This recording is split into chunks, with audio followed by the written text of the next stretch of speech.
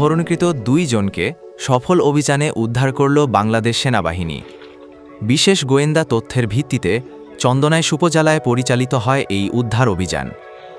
সেনাবাহিনী নেতৃত্বে থাকা চট্টগ্রাম সেনাবাসে কর্মরত চন্দনাইশ উপজেলার দায়িত্বপ্রাপ্ত কমান্ডার ক্যাপ্টেন খালিদ হাসান মুগ্ধ এই অভিযান পরিচালনা করেন।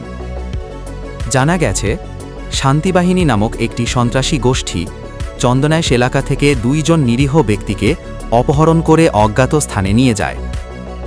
অপহরণের পরপরই প্রশাসন ও স্থানীয় জনগণের সহায়তায় সেনাবাহিনী তৎপর হয়ে ওঠে।